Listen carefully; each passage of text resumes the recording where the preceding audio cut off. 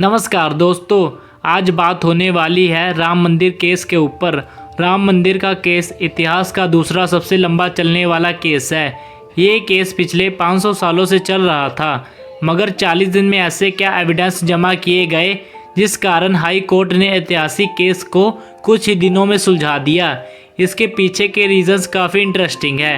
सिर्फ 2 strong evidence की वजह से ये हो पाया है। इन एविडेंस में ऐसे सबूत शामिल हैं जिसमें खुद मुगल और ब्रिटिशर ने एक्सेप्ट किया है यस वहाँ पर हिस्टोरिकल राम मंदिर स्थापित था। सो फाइनली इन एविडेंस की वजह से राम मंदिर तो बन गया। इसमें ओपोजिशन और मीडिया का ये मानना है कि ये देश के पैसों की टोटल बर्बादी है। इनफैक्ट बिहार के डिप्टी सीएम तेजस्वी यादव जी ने राम मंदिर को waste of the money proof करते हुए कहा, भूख लगने पर बीमार होने पर आदमी कहाँ जाए, मंदिर में तो उल्टा दान देना पड़ता है। भूख लगेगा तो मंदिर जाइएगा, वहाँ तो दान देना पड़ता है। बेसिकली इनका कहना है गवर्नमेंट ने मंदिर को बनाने में पैसे बर्बाद किए हैं। लेकिन इंटरेस्टिंग फैक्ट तो ये है, इस मंदिर को बनाने में सरकार की जेब से 1 रुपये भी खर्च नहीं हुआ है। अब आप बोलेंगे या तो डोनेशन के पैसों से बना होगा। नहीं, डोनेशन का भी एक भी पैसा इसमें यूज़ नहीं किया गया। तो आखिर मंदिर बना कैसे? राम मंदिर ट्रस्ट के एकदम सिंपल और इफ़ेक्टिव स्ट्रेटजी को यूज़ किया गया है, जिसे आगे मैं डिस्कस करूंगा। इसलिए वीडियो को एंड तक ज़रूर देखें, क्योंकि ये सब समझने के लिए हमें कहानी की शुरुआत को समझना होगा। इस पूरे 500 साल के जर्नी को मैं कुछ ही मिनटों में आपको सिंप्लीफाई करके बता दूंगा।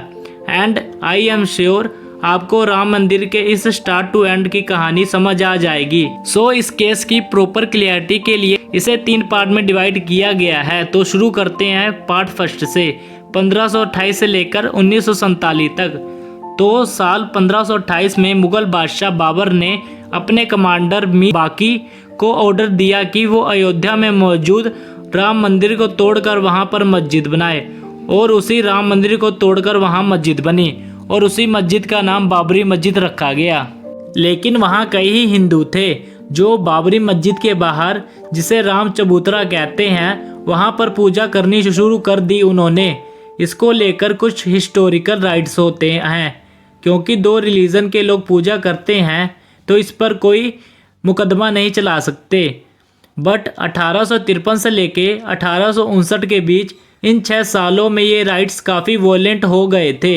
इतने वॉयलेंट हो गए कि इतने सालों से इन इशू को लेकर ब्रिटिश सरकार इन्हें इग्नोर कर रही थी। लेकिन ब्रिटिश सरकार को उन 6 सालों में इसमें खुद ही इंटरफेयर करना पड़ा। ब्रिटिश सरकार ने सबसे पहले बाबरी राम मंदिर एरिया को अपने कंट्रोल में ले लिया। फिर दोनों पार्टीज में पीस एग्रीमेंट साइन करवाए। उन्होंने राम मंदिर एरिया को 2 हिस्सों में डिवाइड किया। पहला बाबरी मस्जिद वाला हिस्सा जो मुस्लिम को सौंपा गया, और दूसरा सीता रसोई और राम चबूतरे वाला हिस्सा जो हिंदूस को दे दिया गया, जहां पर हिंदूस ऑलरेडी पूजा किया करते थे। और दोनों साइड्स के बीच उन्होंने फेंसिंग करवा दी।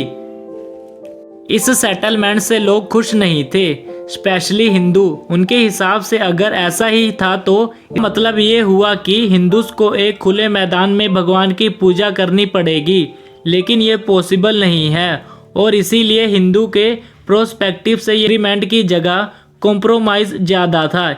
इसलिए वहाँ पर फिर दंगे होते रहे। इनफैक्ट छोटे मोटे लीगल केस वहाँ पर लड़े गए। लेकिन 23 दिसंबर 1949 को लोगों ने बाबरी मस्जिद के बीच राम भगवान की मूर्ति स्थापित कर दी।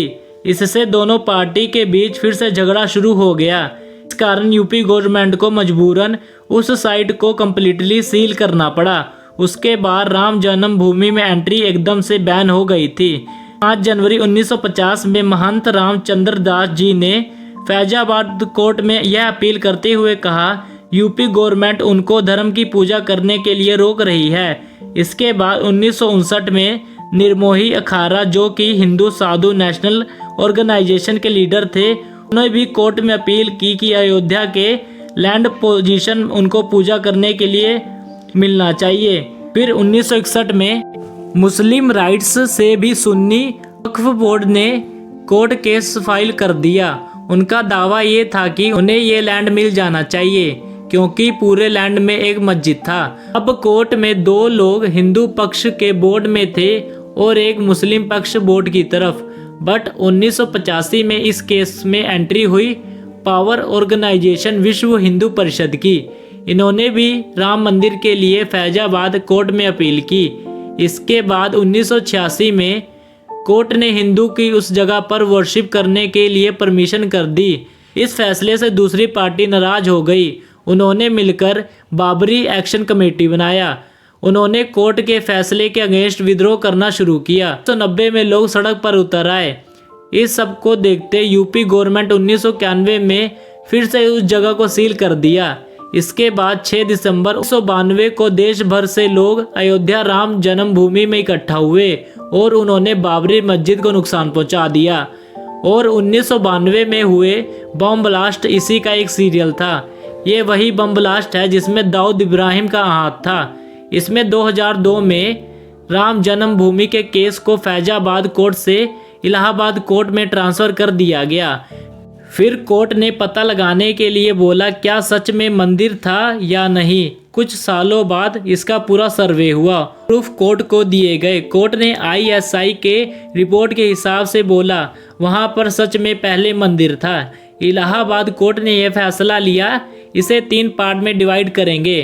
पहला रामलला विराजमान, दूसरा निर्मोही अखाड़ा और बची सारी जमीन सुन्नी बोर्ड को दे दी जाएगी। दोनों पार्टी के लोग इससे संतुष्ट नहीं थे। इसके बाद सारे पार्टी ने डायरेक्टली सुप्रीम कोर्ट में अपील कर दी। फिर 500 साल से चल रहा केस सुप्रीम कोर्ट में आया, मगर उसके बाद भी कई सालों तक कोई सुनवाई नहीं होती है। लेकिन 2016 में एंट्री होती है सुब्रमण्यन स्वामी जी की, जो एक लॉयर थे। इन्होंने फिर राम मंदिर के लिए सुप्रीम कोर्ट में केस फाइल किया। उसी के साथ एक ही साल में 32 केस और फाइल होते हैं। 2019 में फिर सुनवाई शुरू होती है और 8 जनवरी 2019 को सुप्रीम कोर्ट ने इस केस की सुनवाई के लिए 5 जजेस के बेंच को अपॉइंट किया। सुप्रीम कोर्ट ने इस केस के लिए न्यू स्ट्रेटजी मोल्डिंग रिलाइफ को यूज़ किया। इस स्ट्रेटजी में दोनों पक्ष से पूछते हैं वो आखिर क्या मिलने पर संतुष्ट होंगे। अब आप सोचेंगे ऐसे कौन से प्रूफ थे जो 500 साल से चल रहे केस को 40 दिन में ख़त्म कर दिया। ये वो प्रूफ थे जो ISI ने खुद जाकर चेक किए थे। वो एविडेंस की वजह से कोर्ट ने अपना फाइनल डिसीजन लिया और फिर राम मंदिर की बेड़ियाँ खोल दी गई। अगर आपको वीडियो अच्छी लगी तो लाइक करें, चैनल को सब्सक्राइब करें और कमेंट में जय श्री राम जरूर लिखें।